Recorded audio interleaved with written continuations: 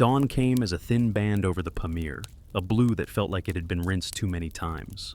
I stepped out from the tent to the snowfield and let my eyes settle on the near ridgeline, reading shadow and wind, the way my old instructor taught me, not for romance, for risk. The breeze moved in a single patient direction, low and dry, and I marked the way it leaned the rime along the sastrugi so I could test my lines against it later. The kit was where it belonged, every piece in its practiced place. Range pole lashed to the sled, prism clamped quiet, snow probe collapsed to forearm length, topo map sealed, rover asleep in its case like a bird with its head tucked. I said the day's intent out loud because that is how work grows honest.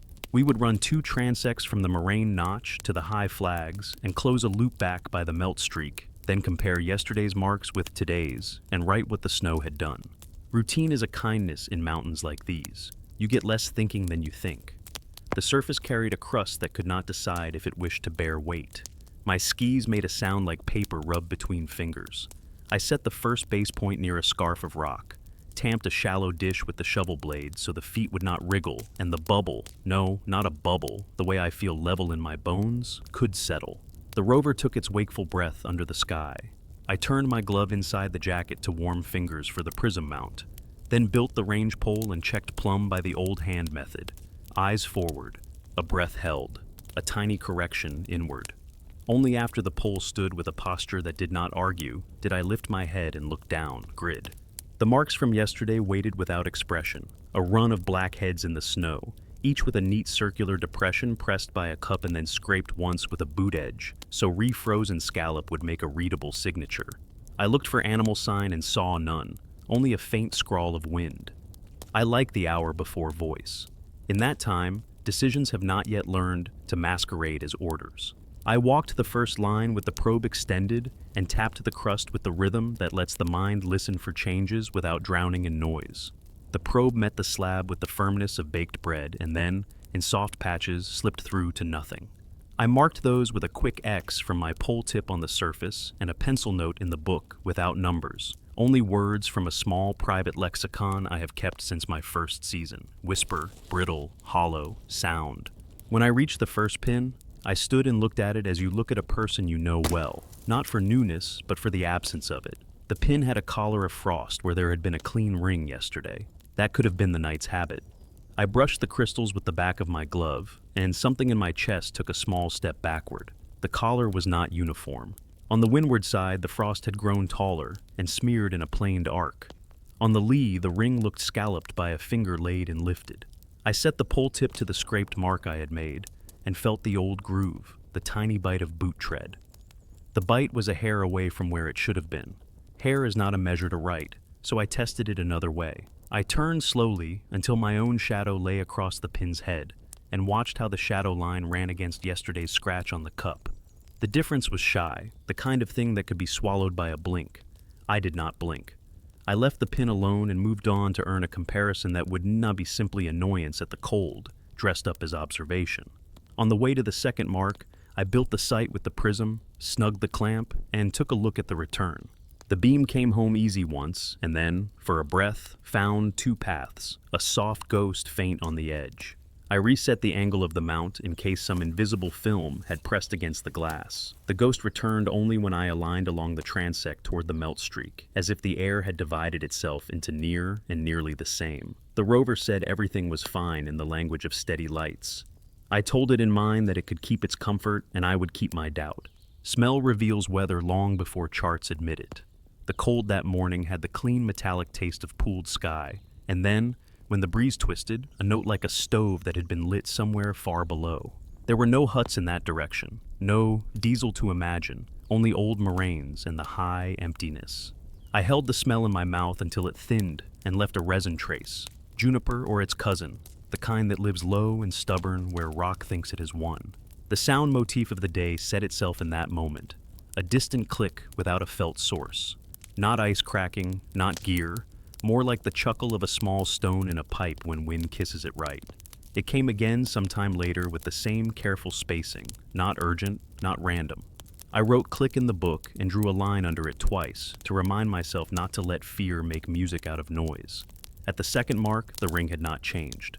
The cup bite matched the scratch, the depression held its shape. I told myself that the first anomaly would belong to melt creep along the thin crust above the notch. A tiny sagnite could loan to morning. I still did the thing that marks a day as more than a day. I set the pole tip lightly in yesterday's boot edge and traced the exact curve of the scratch with my glove, then lifted my eyes to the ridge. The line from the pin to the notch to the distant rock tooth had made a pleasing triad yesterday. Today the tooth sat a shade too far from the line. The topo told me the tooth could not move. My map is not a person I can argue with out loud, but I slipped the case open and set the grid to the world with the old ranger's trick of counting breaths as the compass quieted. The count ran long, longer than this quiet deserved, and I felt the strange moral pressure that comes when fieldwork begins to disobey the classroom. Bass cracked the morning silence with a courteous call that still made me wince. I kept my words plain. Line 1 is in progress, snow is stable, visibility fair, no drift hazard observed, no wildlife encountered, will report anomalies after closure. The reply came warm and professional and included the gentle reminder that we do not name anomalies until they repeat. I said copy because that is what is said, and I clipped the radio back below my collar where its body heat would not fog. The loop toward the melt streak took me along a low shoulder where the wind laid down and let the light do its own thinking. There, the crust felt out of key. Instead of the crisp resistance I expect, my skis found a velvet that grabbed and then released as if a hand under the snow tested my pace and decided I could proceed. I tested with the probe and felt a layer that should not have formed under last night's sky, a loose crumble that ate the probe in the way wind slabs sometimes try to pretend they are safe. I marked the spot with a small cross, then a dozen strides downslope when the probe spoke the same lie. When I looked back, the two crosses did not sit in a straight memory of my leagues. The downslope cross seemed nearer than the length I had walked. Distance is a poor historian in the bright, and I tried very hard not to let the mountains catch me telling a story about myself. At the third pin, the strange collar had returned. This time the smear favored the lee, as if some slow breath had pushed crystals against shelter rather than against pressure. I crouched and put my cheek close to the snow to listen for the little fizz you sometimes hear when a crust relaxes under new light. There was no fizz.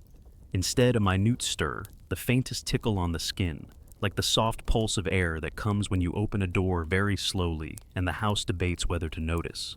I could have called it wind, but the main drift moved lines of rhyme in a different direction. I whispered the old field rule to myself, believe nothing until it happens twice, and then, with deliberate care, I pressed a small, clean nick in the cup on the side opposite the smear and wrote the word new against it in my notebook. When I lifted my head, the ridge tooth sat right where the line would have wanted it yesterday. I told myself that meant nothing.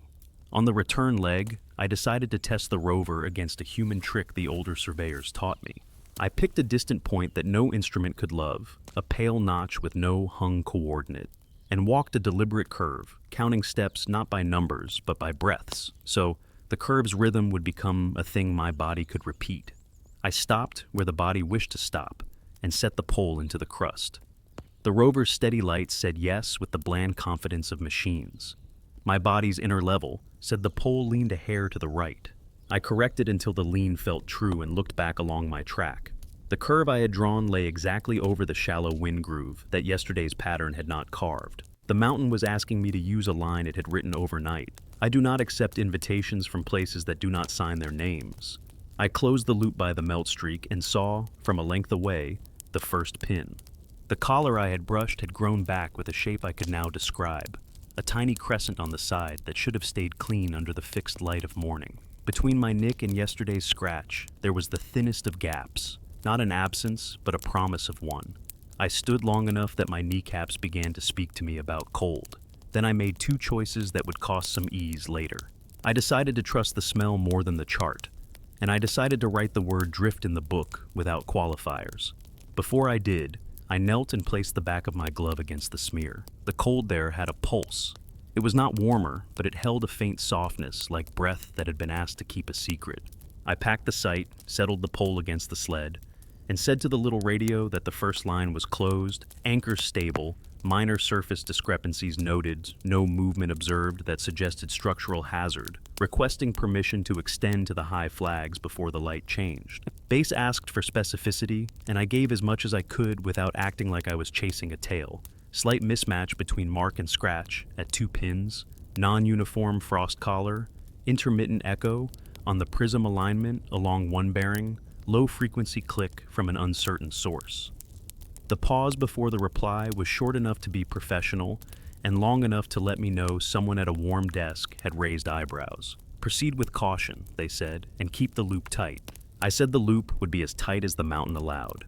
When I took one last look at the first pin before moving upslope, the thin crescent of frost gave a mote of light back to the sun in a way that made it look like an eyelid just about to close. I told myself that I had simply caught the angle wrong, that the ridge tooth would sit where it should once I reached the next rise, that the smell of juniper was memory hitching a ride on cold air. Then the click came again from nowhere and everywhere, precise as a metronome's forgiveness. And the rover's steady lights, which had never learned irony, burned on as if truth could be made by holding still. The slope above the first pin opened into a shoulder that read as friendly from below and transactional once my skis committed to it. The wind had learned a new voice while I threaded the sight back into its sleeve. Now, it combed the top layer in strokes that ran parallel to my next line, a choice I did not love. I set the range pole sideways across the sled so it rode low, clipped the rover where it would keep its manners, and pulled until breath wrote small fogs that the air took without comment. The topo map lay under the clear case against my chest, pushing a cool rectangle that steadied my heart in a way no instrument ever has.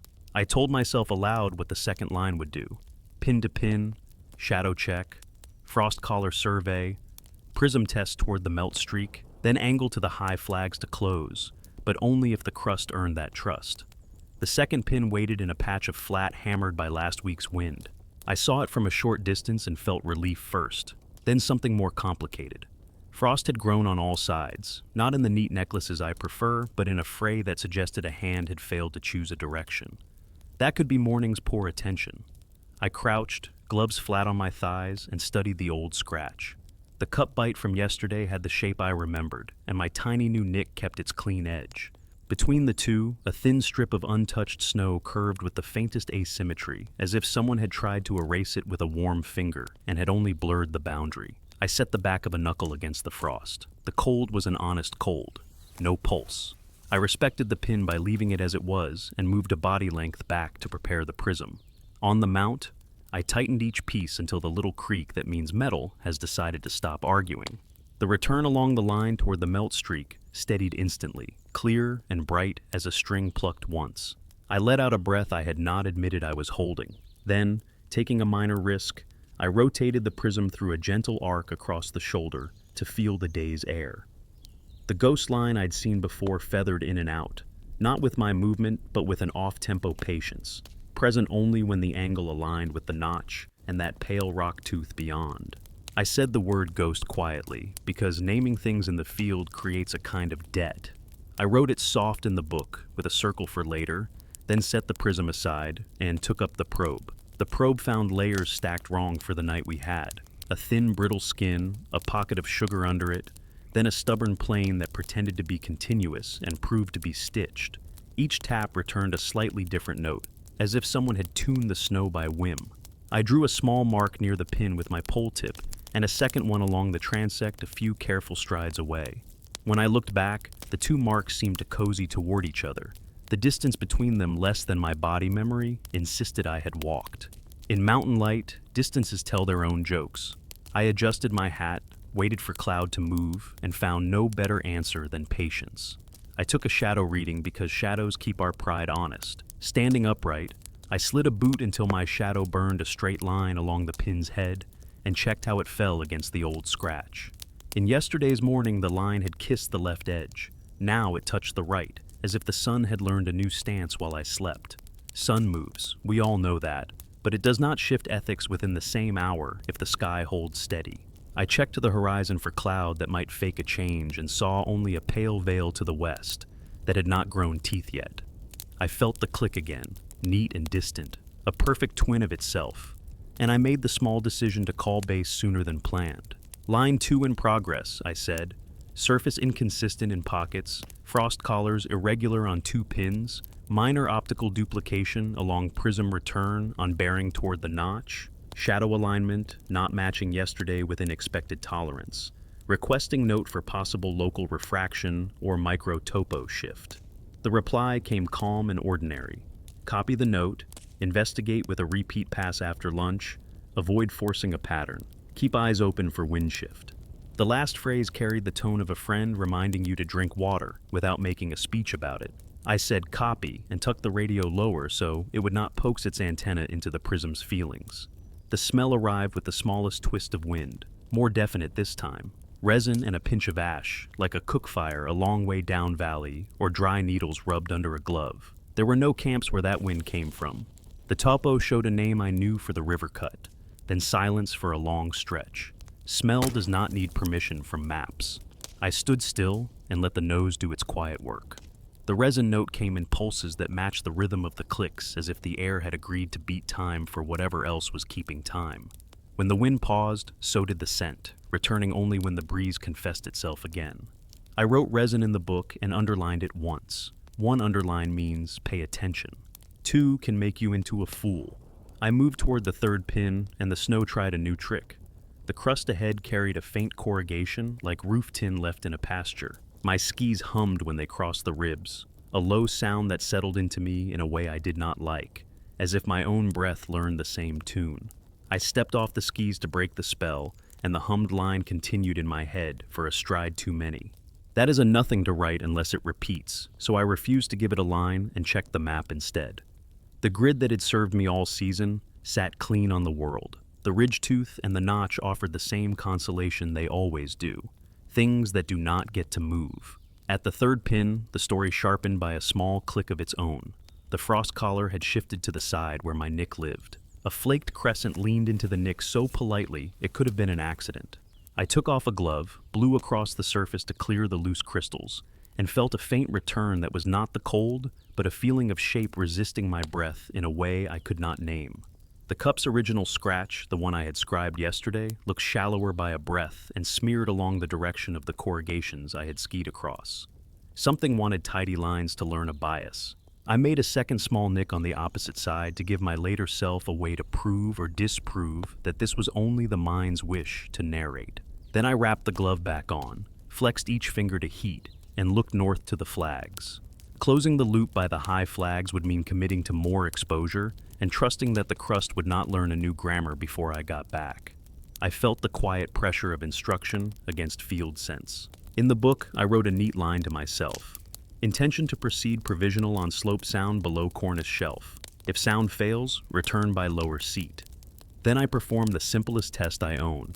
I closed my eyes and breathed like a metronome for the time it takes to recite the steps for building the site. When I opened them, I kept still and listened for the click.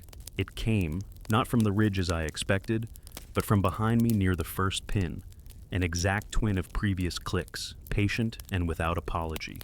The hair along the inside of my wrist complained under the glove. I told base I would advance to the low lip before the flags and hold there for reassessment. They asked if I had any sign of animal or human presence. Negative, I said, then corrected myself to be honest. Negative tracks, negative scat, no fresh pits, no feather, no subber. Only frost collar asymmetry and optical behavior without a source. There was a pause in which I could hear someone deciding whether to call this interesting or to mark me as tired. Proceed, they said. Keep the loop conservative. The lip was a tired wave of snow frozen mid-curl. I stepped onto it with my weight spread, and the probe set ahead the length of my arm. The slab answered in that dry whisper that tells you it has not yet learned to lie. Below, the shoulder flattened and gathered light. The high flags were visible from there as black stitches against the far brightness. I tested the prism once more, sweeping past the notch. The ghost return stacked exactly over the true one for a breath and then split like a hair under a sharp blade. I felt a small ache behind one eye, the kind that warns of glare or secrets. I told myself the air had found two temperatures where there should be one. That is not illegal, only rude.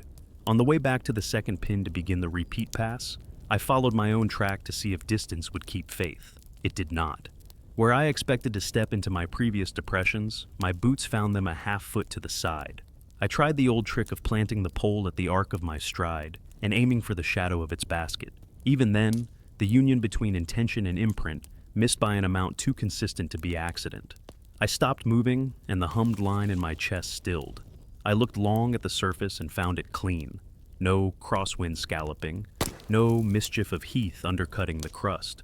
The only sign was the one I had given myself. 2 nicks on a pin that would blame me if I proved careless. I ended the pass where I began it, at the first pin, and there the day made its small confession. The thin crescent of frost had crept toward my new nick, leaving a faint dryness where it had been.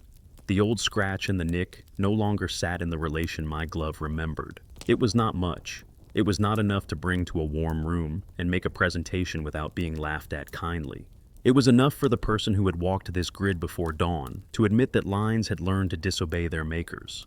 I photographed nothing. I trust images less than touch and light like this. I wrote in the book. First pin drift apparent by glove memory and shadow. Prism ghost persistent on notch bearing. Smell of resin recurring with wind pulse. Step return, not matching imprint along homeward path. I signed the line with my initials because it felt like signing a compact.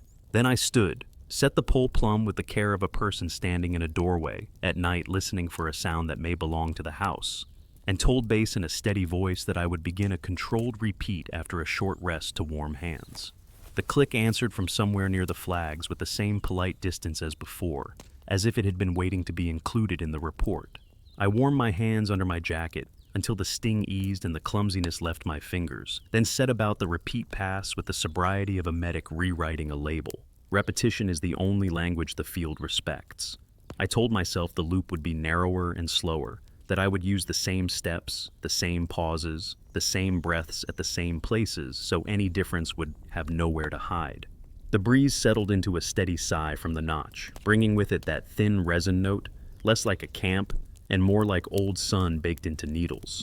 I slid the topo a thumb's width in its case to align the grid with the ridge tooth, as I had before, and felt the faint resistance of plastic against wool, a small rasp that steadied me more than any display light could. At the first pin, I crouched until my knees complained and set the back of my glove to the frost again. No pulse this time, only clean cold. The thin crescent had crept so slightly toward my newer nick that if I had not touched it earlier, I would have sworn it had not moved. I set my shadow along the cup, watched it kiss the old scratch, and timed a quiet breath while the light held. The line lay a whisper to the right of where memory wanted it. Memory is not a ledger, so I gave myself a second measure. I set the range pole plumb using the bone level method, then let it stand, unheld, a moment, to see if the crust would set it talking. The pole stayed quiet. Only the small internal click I had carried since morning answered, exactly spaced, from somewhere near the flags, patient as ever. I moved to the second pin with the probe in my right hand, and the prism cradled at my left hip. Each tap met the brittle skin, then the sugar, then the stitched plane as before, but the notes ran a little higher, as if the layer had tensed itself. At the pin, the frost wore its fray like tired lace. My 2 small marks, the old scratch and the first nick, held their places with the stubbornness of things that know they are being examined. I swept the prism toward the melt streak, and the return stacked true, then feathered to that ghost, dazed only when I drifted the beam along the notch line. The ghost carried the same off-tempo patience, never arriving when I asked, only when I happened to want something else.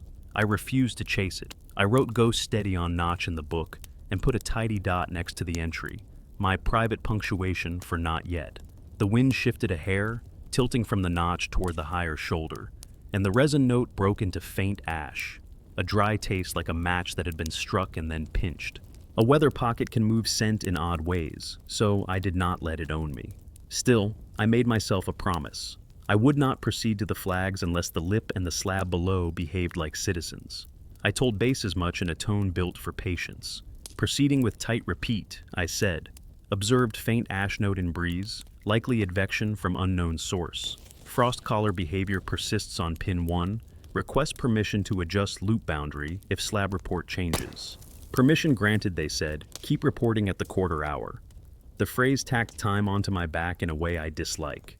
Time in the field belongs to slope and light, not to desk clocks. Between the second and third pins, the corrugation returned on the surface. Shallow ribs like a long animal had slept there and risen without leaving a clear print. My skis hummed in sympathy until I stepped off them again to keep my own body from learning the tune.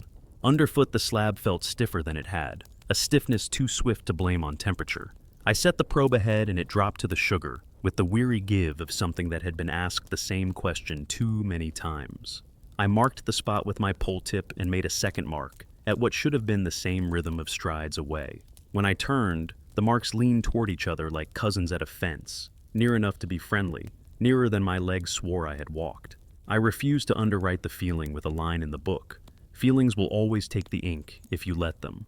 At the third pin, the day took my careful ledger and wrote in the margin without asking. The frost collar had split clean where my newer nick lay, a tiny calving that left a sharp rim like a lip. It was travel small, not dramatic, but it violated the modesty I expect of a cold morning under a steady sun. I blew the loose away and checked the old scratch, shallower again by a breath.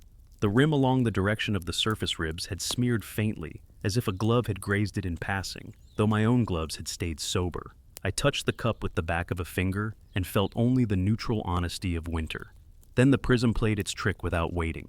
True and ghost stacked for a heartbeat when I swept over the notch. In that beat, the ghost brightened to match the true, not as a twin but as a decision. It split an instant later and left me holding the knowledge that the air was choosing its paths for reasons I could not write on a form. I told base what could be told without sounding like a child in a folk tale. Third pin shows surface frost separation along prior nick, possible sublimation bias in line with micro ribs. Prism double continues, no new mechanical risk. Request advisory on continuing to the lip.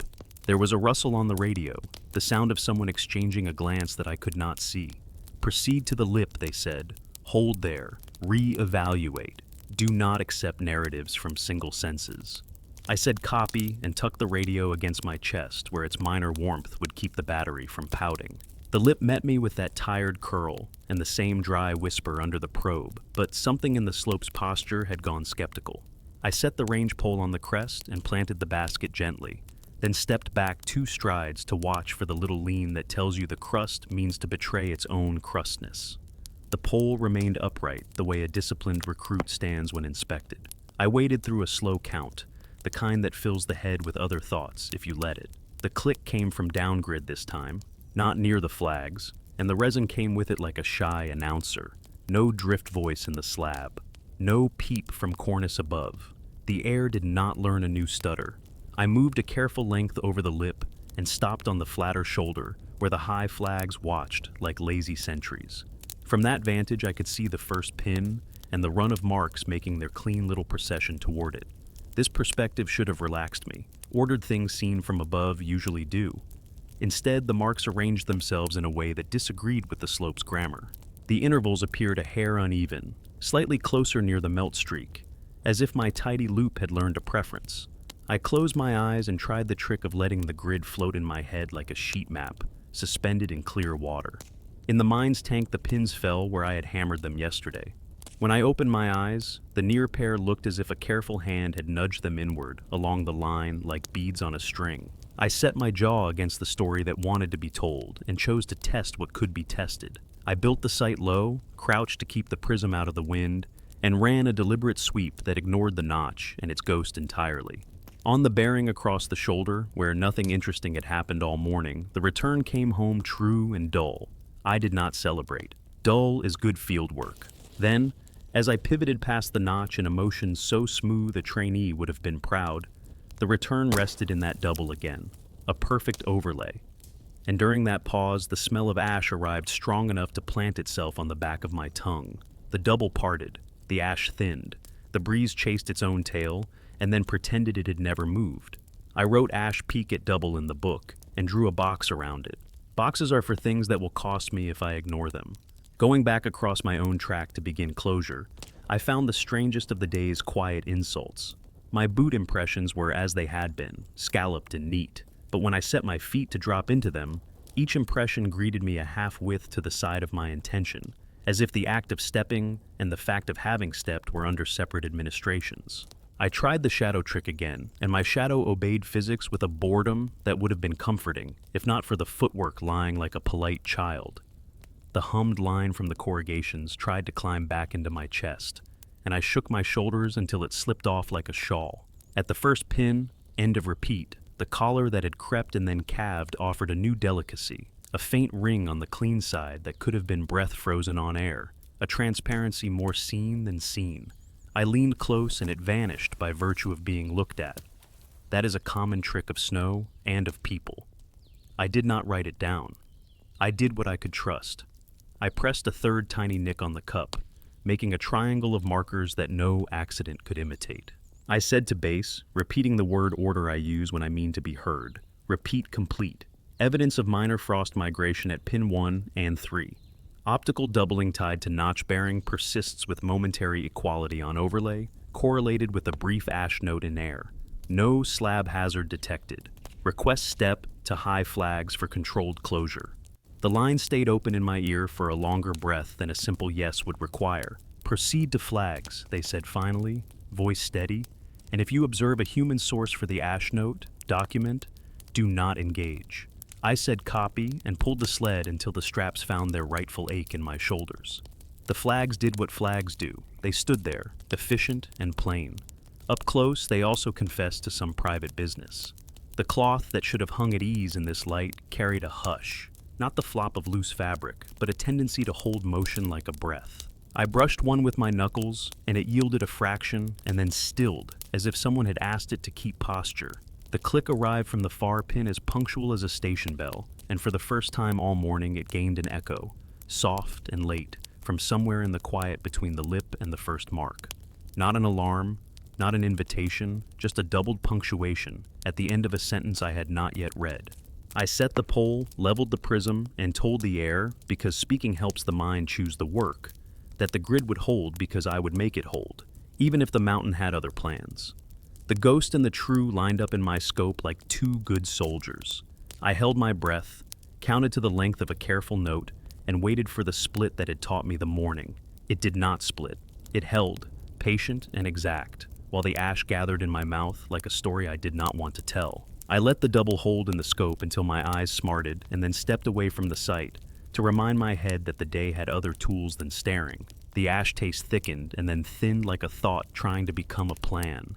My breath showed itself in small ghosts that blew obediently toward the notch and then, once in a while, curved back on the last part of the plume, as if a hand had cupped the air and offered it back.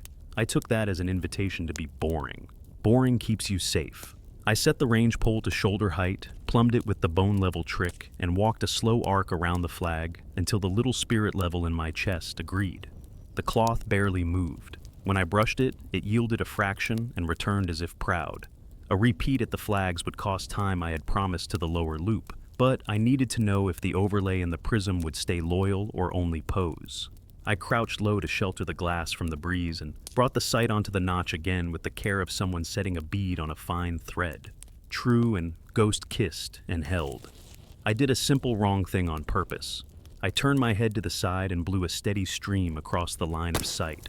The overlay trembled. Not split, not smear, just a delicate quiver, as if the air had learned to shiver and wanted me to see it.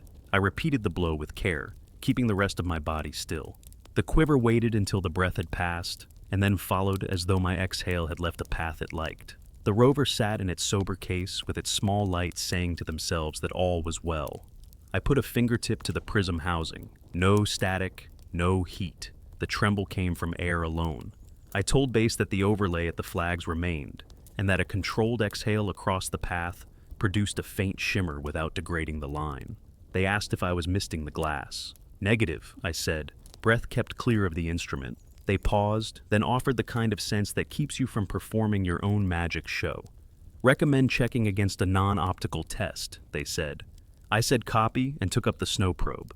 Under the flags, the slab had the stubborn patience of wood. The probe met a crust, slipped to the sugar, tapped the stitched plane and stopped. Ordinary, and fine for travel if you behaved. I moved a pace downwind and probed again. The order reversed for a blink. The sugar came first, then the crust pushed back as if bravely guarding the pocket. Then that stitched plane firmed again. I tried a third place, same spacing, same angle, and the pattern came back to ordinary, as if two beds had been laid side by side and combed in opposite directions. I marked each with the tip of the pole, and stood back to see if the marks would tell their joke about distance again. They did not. Up here, the world remembered how to be straight. What did not hold straight was the timing of the clicks. Down lower, they had come from the direction of the flags, then from behind, and always with the same polite spacing, like a station bell a valley away. Here, the click arrived in the pause between my breaths, then again in the exact pause in the next small cycle. That is a dangerous coincidence to grant authority after only a pair, so I manufactured steadiness.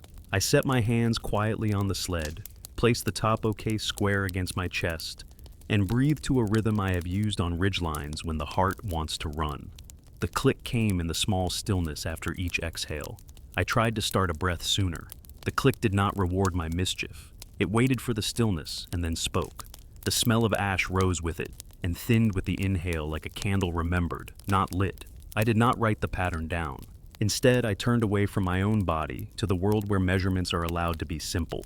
Frost collars first. The flag stanchions wore neat cuffs of feathered ice on the windward, and a cleaner band on the lee, as any field handbook drawing would predict. The nearest pin-up slope told a slightly different tale. The frost wore a gentle lean against my newest nick, as if choosing sides in a game it did not understand. I resisted the urge to touch it, though touch is my favorite teacher, and moved instead to the next pin along the line. There the collar was clean, the old scratch honest, my own nicks in their unlikely little triangle that no accident could have drawn. The map against my chest pressed a cool truth into my shirt that calmed me more than the radio could. I was halfway back to the first pin when the humming returned from the surface ribs. My skis had been quiet for a while. Now they found that old tune with an eagerness that felt borrowed. I stepped off at once, and the hum followed a heartbeat longer than it should have, lingering where my chest keeps its small metronomes. I forced myself to perform a mundane act. I cut a slow trench with the shovel blade, just a sleeve-deep scrape to expose the structure without making the slope into a lecture.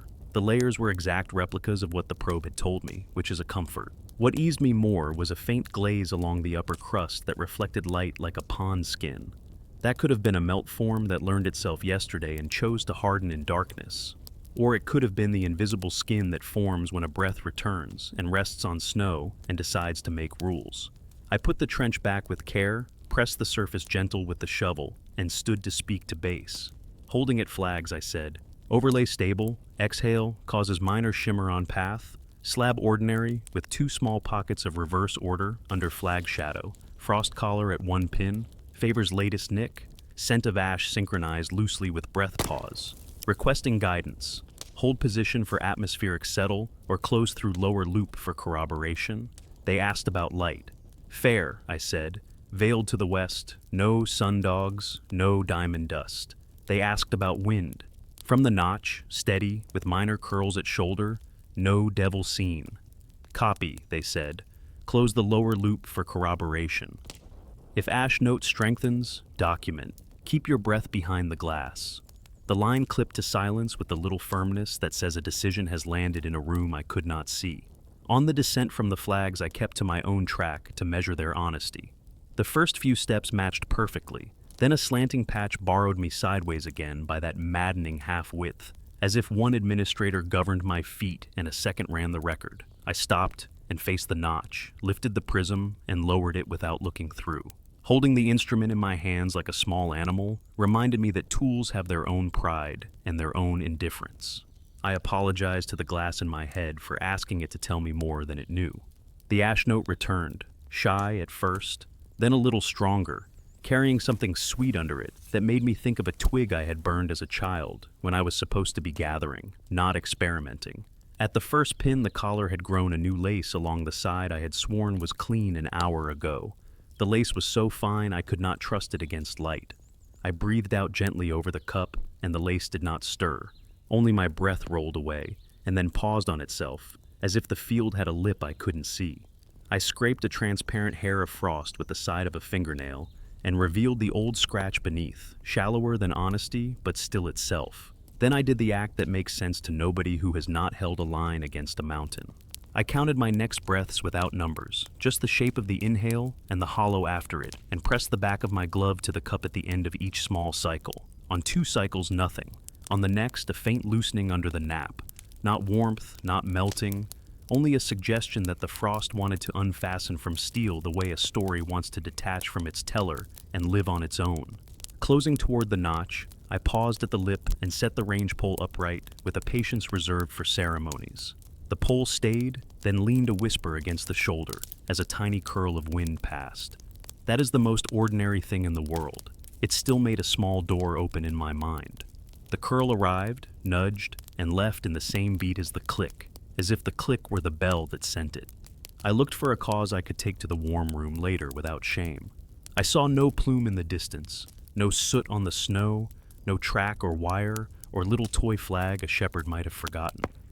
The only visible change lay in my own kit. The topo case had fogged along one lower edge where my jacket had leaked heat.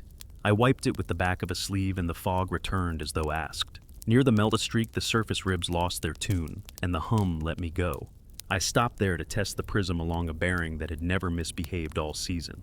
True came home, boring and good. I rotated through the notch, and the double rose like a fish to a lazy fly. I held my breath, and the double held with it. I let the breath out, and on the stillness at the end the overlay brightened, then parted, then returned weaker as I drew air in. I could pretend that pattern with my eyes closed now, and I hated that, because once you can predict a behavior, you begin to love it, and once you love it, you excuse it. I promised myself I would not. When I reached the second pin, a short, shy shadow had crept around it that had no reason to be there under the present light. I stepped to adjust, chasing the angle that would prove it innocent. And in doing that, I stumbled on the smallest of consolations. The shadow did not belong to the pin.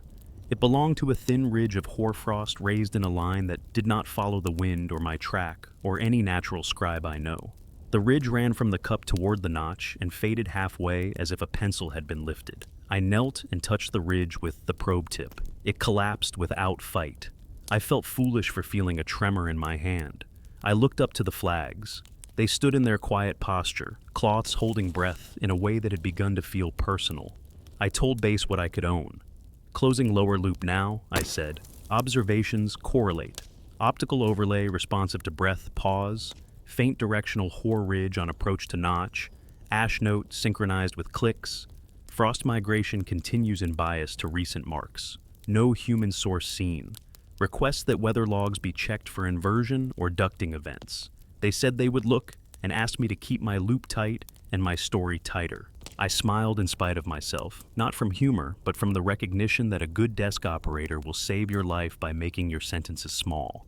I promised my sentences would be as small as the mountain allowed. Then I set the pole, took the sled by its ropes, and counted my cold breaths by their shape, not their total, listening for the polite bell that had begun to sound like a companion who refused to give a name. I made the lower closure and stood a respectful distance from the first pin, letting the day breathe around me before I asked it to talk again. The ash taste had faded to a bark sweetness that clung to the tongue, the way old smoke does to a wool coat. I told the radio that the loop was complete, that the snow structure was ordinary with 2 small pockets of reversed order under flout shadow, and that the optical overlay would not stop behaving like a polite twin that enjoys being watched. Copy, Base said, voice even, then added that the ridge station had seen a modest inversion lift an hour back, with a faint duct reading along the notch. That was a relief you cannot afford to love. Ducting will bend the world without asking consent. It does not nudge frost collars toward your newest nick or hum your ribs into your chest. I said thank you and wrote inversion lift, noted in the book, in letters neat enough that I would not later accuse myself of editorializing. I began to prepare a report, the kind my supervisor will read in a warm room. The form sits in my head like a metronome. Aim, method, observations, anomalies, mitigations, recommendations. I spoke each word under my breath, while my hands did the plain work of staging the site for one more pass. Aim remained the same. Confirm small drift of mark alignment relative to prior scratches and nicks. Identify non-optical corroboration for overlay behavior. Document scent and sound correlation as without narrative. Method also stayed as it had to. Repeat measurements along established transects. Constant pacing and breath. Touch withheld, unless essential. Optics kept clean of exhale. Probe used to interrogate structure rather than to draw comfort. Observations tried to stay honest. Anomalies tried to stay plural and humble. Mitigations were the part that made my shoulders gather. On the report skeleton, I layered the day's muscle, test after test in small words, such that later I would not feel the urge to make poetry where a blunt scar belongs. I felt the gentle pressure of story leaning across my back and refused it by setting the range pole plumb and stepping away. If the pole stayed, the field would have earned its say. If it leaned, I would go low and hug the moraine until the light died like a citizen who wants to go home whole. The pole stayed. I moved to the second pin and let the sight rest where the world had already proved it like to align. True and ghost found each other without shame.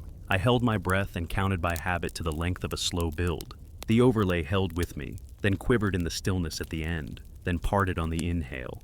Ducting can do that. So can the tight skin that forms over snow when breath returns and sits down as if it had always lived there. I wrote both suspects into the line because a report that only writes one suspect is a bedtime story. The frost collars were worse. The first pin showed a lace on the clean side again, fine as a word you are not certain you remember from childhood. I did not touch it. At the third pin, the calved rim had softened into a little tongue that pointed downgrid toward the lip, indecisive in the shade. The subtle hoar ridge I had found near the second pin was gone now, leveled by nothing I would sign my name to. That absence scolded me. It would be too easy to have made a ridge out of a glance. I put blame on neither mountain nor mind, and wrote in the book a simple confession. Ridge not found on repeat. Earlier observation may have been an artifact of light, or a thing that did not wish to be recorded twice. The smell gave me something firmer. It returned in short, neat pulses that matched the station bell click, and I began to treat it like a neighbor I could not avoid. I turned my back to the notch and faced the moraine, then the flags, then the empty shoulder. In each orientation, the pulses arrived the same. After the exhale, in the pause between, never on the inhale. I told base that scent pulses correlated with click timing in 4 orientations at the lower loop, and that the overlay quiver favored the pause at breath end. The voice on the line changed to someone with a slower cadence, the person you hear when a note has reached a height that requires a different chair. They spoke about micropsyches in air, about breeze moving through coils of terrain like a slow instrument, about duct lines that can stack and unstack like cards when temperature decides to be layered. All fair. I said fair. And yet the frost. A report bends the moment you decide which details to leave inside and which to set outside. I looked at the pins as if they were colleagues whose feelings I did not wish to hurt. I considered pulling one, just a finger's force, to see if the collar would come away and reveal whether there was a glue or only habit. The thought felt like breaking an oath. A pin is a fact we promise the mountain we will not become creative with. I left it.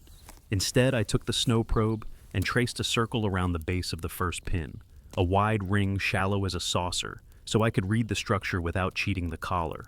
The sugar under the crust lay thinner on the side where the lace had grown and thicker on the far side, as if the snow had learned a slope that the surface had not agreed to wear. That could have been wind shadow or buried form. It could have been my want. I traced the circle back in and pressed the surface just as it had been, then brushed out the marks with the flat of the shovel, so later I would not turn a maintenance act into a narrative. For the overlay, I used a different test, a dull one with the charm of a brick. I stood the topo case upright on the sled, lined its edge with the bearing to the notch, and sighted past it with my laziest eye like a child. The edge wavered when I breathed, and then steadied in the pause, as if the whole world chose to hold its own breath to be polite. Brick test suggests air is doing a trick, I wrote, and under that I wrote in smaller letters. Trick does not explain frost behavior at pins 1 and 3. The smaller letters were for me alone, a safety pin to keep me from more fashionable descriptions later. I wanted a third corroboration, something to make the report heavier, so I turned to sound. The click had been so polite all morning that I had not honored it with the dignity of suspicion. Now I tried to make it impatient. I filled the pause with whispered numbers from an old drill until the click was forced to choose another beat. It refused. I counted nonsense syllables and it refused. I thought of an old tune, hummed the first bar, and it refused with better manners than I deserved. Still, during my humming, the surface ribs learned the melody, and the old chest hum returned for a moment. A kindness I had not asked for. I stopped and let the ribs rest. The click returned to the station bell it had always wanted to be. The moral pressure of the work came visiting then, as it always does when the mountain offers you 2 explanations that could pass a desk review. One explanation: inversion and ducting bent light and sound along a neat fixed line, and my breath and body as tools had learned to find the pause in which the bent path became friend to itself. Another explanation, the field had begun to talk back with the tools I had brought, sharpening frost against my own nicks and arranging my footprints a polite half-pace aside, so that I would notice without needing to say the word. That would make the story childish. The first explanation would make me look sober. The second would make me write to a small audience inside my chest and sleep poorly. I decided to send both upstairs and pay the cost of being the person who dropped strange coins at the counter. I made myself close one more conservative loop to bleed the temptation of heroics. On the way, the flag cloth brushed my shoulder, barely, as if a friend had misjudged a doorway. I froze and the cloth held its posture like a student pretending nothing had happened. I did not turn the moment into an entry. I let it live where it belonged, in the quiet desk drawer for later. The prism, when I raised it toward the notch, offered the double at once and held it longer than any time that morning. In that hold, the ash rose to its little high-water mark, allowed me a memory of green wood on a winter stove, and then relaxed with my exhale. I felt my face trying on an expression I did not want the flags to see. At the sled, I composed the report aloud, ugly as a shipping invoice and exactly as necessary. I spoke of aim and method and the sequence of small facts. I said that a modest inversion and possible ducting likely accounted for the overlay behavior and the breath-synchronous shimmer, and that microtopography under the surface could explain the frost bias at the pins if crystals had a favorite side. I said that scent pulses and clicks correlated in ways consistent with a duct line, and that no human source had been found despite deliberate checks. I put my signature at the end of the spoken line and pressed the radio for transmission. Before I sent, I added a quiet rider, not for drama, but for honesty. Field note, unfit for conclusion, that small positional slippages occurred between intention and imprint when following own track, and that several sensations, hum in chest, cloth poise, may be due to operator fatigue or attention bias. Recommend second team corroboration at earliest fair window. The rider cost me a little pride and bought me a little sleep. Send, I said. The radio clicked in reply with that familiar station bell. Bass took the report and read back the bones, then added, with the restraint of a person who wants proof, that a second team could reach the lower moraine by late light if winds allowed, that I should hold on the safe side of the lip and keep the grid honest, and that any ash source would likely present as a line of warmer lift along the notch if the duct persisted. Copy, I said, and stood to face the ridge tooth and its patient grammar. Between the first pin and the lip, I felt something in the surface relax, a small exhale of the crust itself, and the day fell into a plainness that did not forgive, but did briefly forget. I walked my track, and my feet met my impressions with the respect a ledger gives a careful hand. The prism showed true where it never mattered, and true and ghost where it always had. The frost collars pretended not to have kept their ledger of my nicks. The ash thinned, the clicks kept time as if nothing in the world had changed, and the topo pressed its cool rectangle to my chest with the loyalty of a simple object. The report had bent where it had to and held where it should. I put the pencil in its sleeve and told the grid I would ask it one more plain question before light went soft. If the world wished to keep its overlay tonight, then tomorrow I would bring someone who had never loved this snowfield and see whether the marks moved for them too. The day flattened after the report, as if the mountain had been waiting for me to choose a story, and once I did, decided it could relax into its own. I took that lull as a cue to become dull again. Dull keeps people from making memorials out of you. I cinched the sled straps and told the grid, politely and without flourish, that we would do one more short walk of truth from the lip to the first pin and back, keeping to the lower loop, keeping our breaths tidy, keeping our hands off anything that wanted to keep its dignity. The breeze at the notch held steady with the faintest swell that could have been pride or boredom. Somewhere in that swell, the ash retreated until it was only a rumor in the nose, and even the clicks seemed content to keep time without telling me what dance they believed they were playing for. On the way to the lip, the surface ribs began to arrange themselves into something like script. Not legible, only suggestive, strokes leaning in the same direction the duct line would have favored. My skis found the old hum again. I stepped off them, and this time the hum refused to leave my chest until I pressed a palm flat to the topo case and worked a slow breath through the bones. The case gave back its cool rectangle, as if to say that metal and plastic have their own hymns, and we are welcome to borrow them if we behave. I kept those hymns in mind when I reached the lip and planted the range pole with ceremony. It stood. It always stands, I told myself. That is what poles do when the world is not in a mood. From the lip, the marks ran in their tidy procession toward the first pin, each dark head in the snow, a small promise kept. They seemed closer to each other than they had been an hour ago, not enough to embarrass a chart, only enough to pry at the part of the brain that draws lines between dots before the hand is ready. I corrected that impulse by opening the sight and aiming it along the bearing that had never given me grief. The return came back dull and honest. Good. Then I swept through the notch with the gentleness of a person petting a dog that has opinions. True and ghost found one another and settled into their patient embrace without the shimmering tantrum my breath had once teased from them. I held still and let the double hold me. The ash did not rise to meet it. Only a clean cold sat on the tongue, the kind that tastes like blue glass. I took a step to the right to prove that stepping had consequences. The double deceased, True remained, and for a moment the world allowed me to live in the simple country where pieces of kit do as they are told. Then, without the courtesy of a cue, the click arrived from beyond the first pin, and I felt the lightest breath of wind climb the inside of my sleeve, as if to say that the house had decided to breathe me back. I told the house I preferred to be the one doing the breathing. In return, it gave me a silence so steady that it took a moment to hear its opposite, the faint scrape of fabric at the high flags, not a flap, not a snap, only the sound cloth makes when it resists being made into a sermon. I turned my head without moving my feet and saw the cloths holding their posture in a way that would have been comical if it had not felt so like courtesy. At the first pin, the frost collar had neatened itself, which felt like mockery. The fine lace that had grown on the clean side now lay thinner, as if the morning's indecision had burned away under light that did not deserve credit. My triangle of nicks remained perfect in its little defiance of accident. I crouched and set the back of a glove against the cup. Nothing in that touch suggested story. When I leaned away, the shadow of my head crossed the cup for a heartbeat, and in that brief shade the lace plumped as though a breath from below had found excuse to show itself. When I moved my head, the lace slackened. That could have been nothing. It could also have been the smallest lesson of the day, the one you are only allowed to write down if you can show yourself that you will not love it too much. I did not write it. I made the meaner choice, to test it until it became either a habit I could count on or a ghost I could deny. I cut a shallow box around the pin with the shovel edge, just a palm deep, corners square so the eye would know if anything moved that was not me.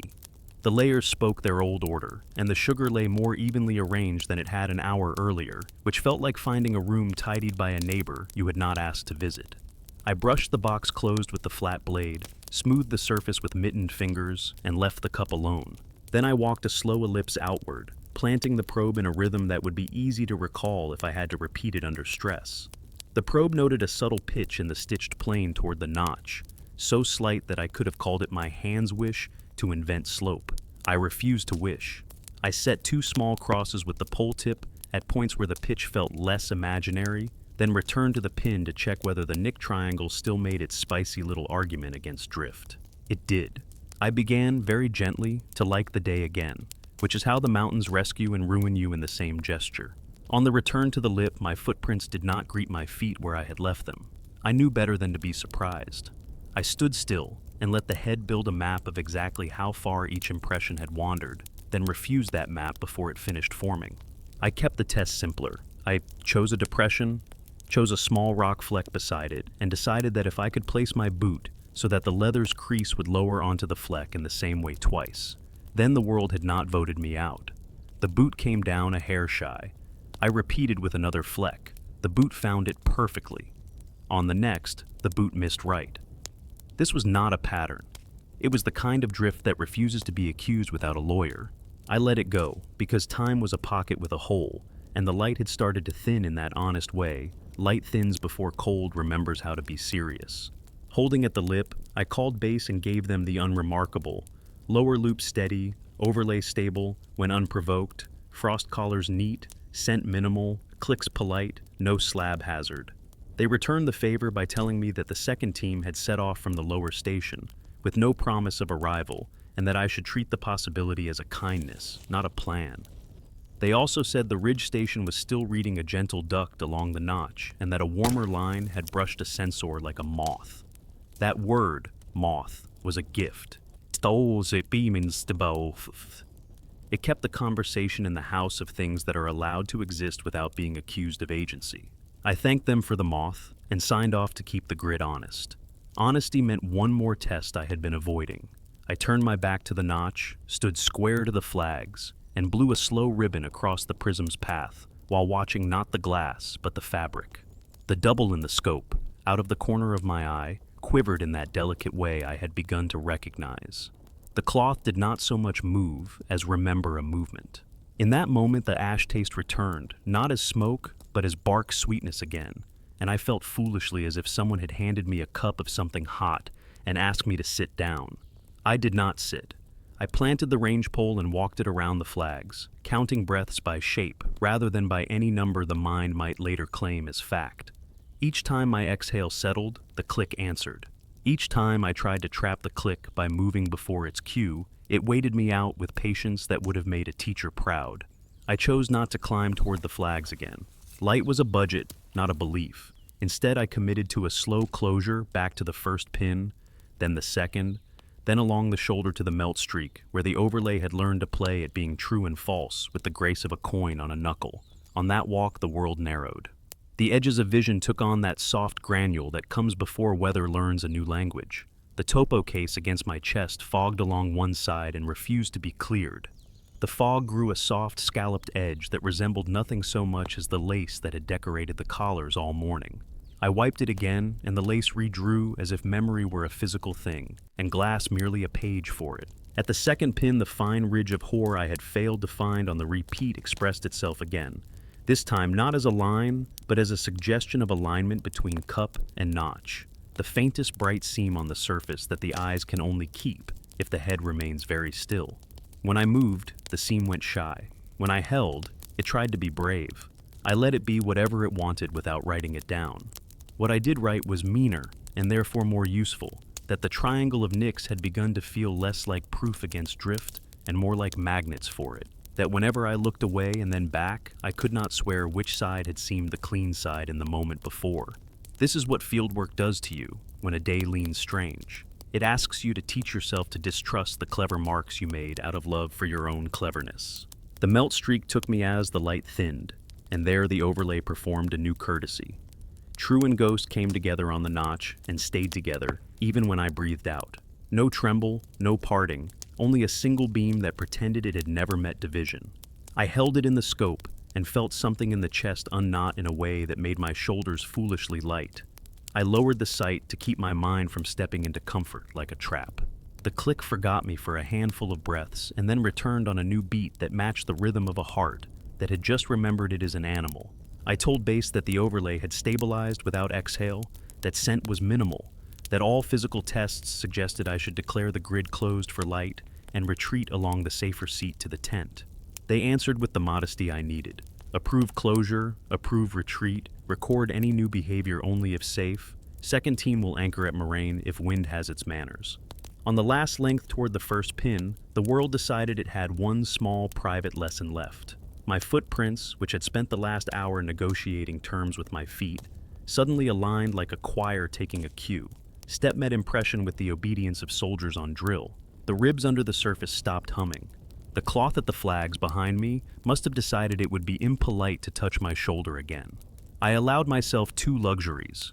I touched the cup of the first pin with the back of the glove one last time, and I said aloud, not in any language the mountain owes respect, that tomorrow another pair of eyes would come, and that I would believe whatever the grid said to them more than whatever it said to me today.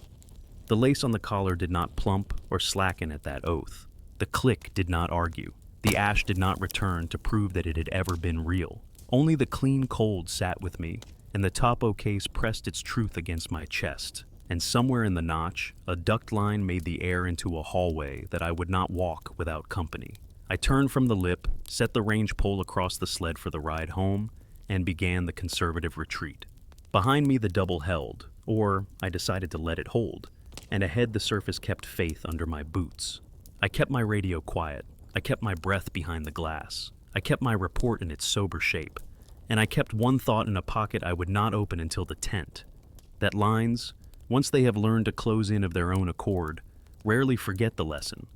and that tomorrow's strangers on my grid might find the marks where I left them and swear in good conscience that nothing they could name had moved. Dusk filed the edges off the ridge tooth, and the notch became a dark keyhole that did not promise entry. I held on the safe side of the lip and watched the surface go from pale tin to paper, the kind that shows every pencil mark, even when you rub it clean. Base said the second team had reached the moraine and would wait for my lead in the morning, if the wind permitted. I thanked the voice and let the radio warm my collarbone a moment longer before tucking it away. The sled straps found their old aches in my shoulders, and the topo case pressed its rectangle into my chest, like a badge I had earned without asking to wear it. I told myself aloud that I would sleep, wake, and treat the grid as if I had never met it. The only courtesy that keeps a surveyor from believing his own fingerprints. Night did not rise hard. It seeped. The clicks thinned to almost nothing, a bell a valley away with cotton over its mouth. The ash note gave up at last, leaving only the clean metallic taste of cold that has grown honest. I ate, wrote a line in the book that did not flatter me, fatigue present, attention compromised, anomalies recorded with restraint, and crawled into the tent with the old stiffness in the hips that says a day has done its fair bookkeeping. Sleep came in brief parcels. Once I woke to the feeling of someone standing at the tent door and realized it was the little upwind curl visiting like a house cat, lifting the edge of the fly and setting it back without teeth. Another wake was my own fault. I found my hand pressed flat to the topo case through the bag, as if the cool rectangle were a reliquary, and I an unhoused congregant. I let go, and sleep returned as if embarrassed. Morning arrived as a pale admission. The second team's headlamps, low and far, bobbed like minnows and then went out. I stepped into the thin blue and tasted only frost. No ash, no bark sweetness. The click started again as if a clerk had taken a seat, not loud, not demanding, regular and patient. I dug the kit from its practice places, talked the day back into its body, and met the others at the moraine where the wind kept its manners. They were the kind of colleagues who bring order with them, quiet, clean with their ropes, eyes on the slope rather than on me. I gave them no story, only the grid and the lie of the snow, the lips to avoid, the sensible lines. We decided they would run the lower loop while I closed a small circle by the flags, and then we would trade so that no one person's habits would own the day. Up at the lip, I did not climb to the flags. I stood where the pole had learned to be ceremonial and let the field show its morning face. The surface ribs had relaxed in the night, and the hum stayed in the ground where it belongs. I unrolled the sight and aimed past the notch with the indifference of a servant wiping a table. True returned, no ghost. I waded through a long breath and let my shoulders thank a world that had remembered how to be simple. Then, as if reluctant to insult the calm, the overlay rose in the scope, faint at first, then neatly stacked. I held, and it held with me. When I let the breath out, the double shivered and kept its promise longer than it should have. I did not blow across the path. I did not tempt the trick. I wrote in the book, double present at rest, no scent, no quiver upon exhale, probable duct lines still active, further tests to be made by second observers. I left the site built and stepped down to the first pin. The frost collar had taken on the modesty of a clean cuff. No lace. My triangle of nicks sat in their small defiance, and for the first time since the day before, I could imagine them staying that way. Still, when I turned my head so my shadow crossed the cup, the surface plumped and softened as if a thin breath had been waiting in the steel, and only the shade gave it permission. It slackened when I moved. I performed the little box trick, shallow ring with the shovel. Listen, feel. The layers reported ordinary, the sugar and the stitched plane behaving as if they had always loved each other. I brushed the box closed and owned my powerlessness in the face of clean snow. The radio murmured from the lower loop. The second team spoke in the controlled boredom that tells you people are alive and doing what they were trained to do. Structure ordinary, they said. No scent, no audible anomaly. Footprints honest. On their first pass, the overlay did not appear on any bearing, and their slow sweep across the notch gave only a steady true. On their second pass, they reported a momentary faint twin that did not hold and did not answer breath. They mentioned a light haze far in the notch that could have been nothing, or the suggestion of a warmer ribbon lifting in a way that a sensor would love and an eye would doubt. I thanked them for not loving it, and asked them to leave a mark of their own design at the first pin, something I could not misremember. They chose a cross-touch, a tiny diagonal brush of the cup edge with a cold finger in a way my hands would never draw. I watched them do it through glass and felt relief at the clean, foreign geometry. We traded loops. They climbed to the flags and I stepped through their footprints like a person learning to dance where someone kind has already chalked the floor. My feet met their impressions perfectly, which is a worse comfort than you think. It meant either the drift had given up or it had decided to reward the presence of strangers. The click kept time. The air had no bark, no smoke, only the bright penny of cold. At the flags, the others said the cloth was ordinary. They brushed the stanchion with a gloved knuckle, and it moved as fabric moves when it respects physics and has no wish to be implicated. They reported a single moment of overlay in the scope that brightened precisely when a light breeze went slack, and then weakened when the breeze remembered itself. No shimmer on exhale, no tremble when the head turned. They probed beneath the flag shadow and found one pocket where the order of layers reversed, and another where it did not. The kind of minor asymmetry you could build a thesis about, or ignore without harm. They did both, noted it, and moved on. When they arrived at the first pin, the report changed by a hair. Frost collar shows faint lean toward Surveyor's newest nick, they said, tone scrupulously neutral, cross-touch intact. Shallow hoar seam running toward notch, visible only when held very still, likely facet line, collapses under probe tip. They did not accuse me of planting a story. They did not reward me with belief. They read the ledger in the snow with their own careful handwriting and then left the page for me to file. I thanked them for the handwriting because courtesy is one of the few tools that keeps the mountain from learning your nerves. We met at the lip and leaned on our poles in that posture of people who are not finished and know they should begin to pretend they are. We compared notes without arguing. Their world had contained no ash, no ribs that hummed into bone, no fabric with posture. Their world had contained a modest overlay that favored the notch and the pause in settled air, frost that admired my newest nick more than it should, and a seam that wanted to be seen and then forgot itself. They asked about my little breath trick, and I admitted it. They tried it and reported nothing comical.